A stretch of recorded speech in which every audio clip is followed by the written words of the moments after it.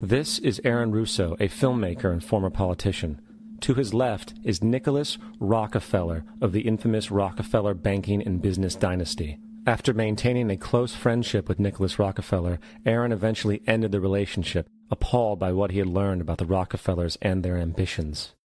I got a call one day from an attorney woman I knew, and she said, "Would you like to meet one of the Rockefellers?" I said, "Sure, I'd love to." And we became friends, and he began to divulge a lot of things to me.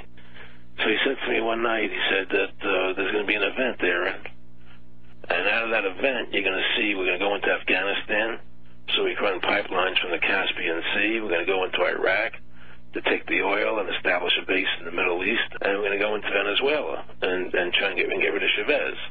And the first two they've accomplished. Chavez they didn't accomplish. And he said you're going to see guys going into caves looking for looking for people that they're never going to find. You know, he was laughing about the fact that you have this war on terror. There's no real enemy. He's talking about how by having this war on terror, you can never win it because it's an eternal war. And so you can always keep taking people's liberties away. And I said, how are you going to convince people that this war is real? He said, but the media can convince everybody it's real. I mean, you know, it's just that you keep talking about things. You keep saying it over and over and over again, and eventually people believe it. You know, you created the Federal Reserve in 1913 through lies. You create 9/11, which is another lie. Through 9/11, then you're fighting a war on terror, and now all of a sudden you go into Iraq, which was another lie, and now they're going to do Iran. You know, and it's all one thing leading to another, leading to another, leading to another. Now, I would say to them, what are you doing this for? What's the point of this thing? You have all the money in the world you ever want. You have all the power. I said, you know, you're hurting people. It's not a good thing. And he would say, what do you care about the people for? Take care of yourself and you take care of your family. And then I said to him, what are the ultimate goals here? He said, the ultimate goal is to get everybody in this world chipped with the RFID chip and have all money be on those chips and everything on those chips.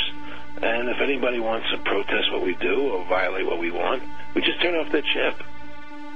That's right, microchipped.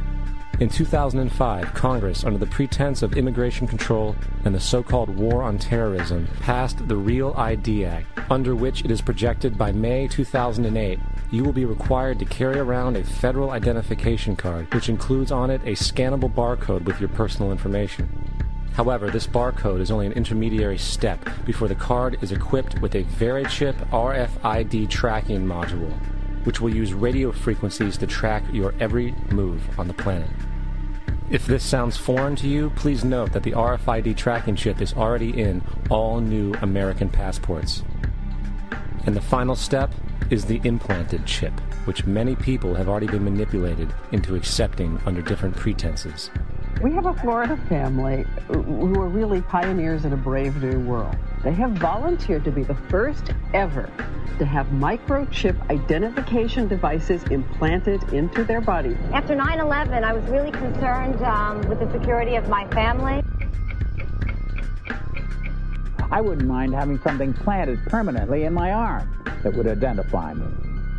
In the end, everybody will be locked into a monitored control grid where every single action you perform is documented. And if you get out of line, they can just turn off your chip, for at that point in time, every single aspect of society will revolve around interactions with the chips.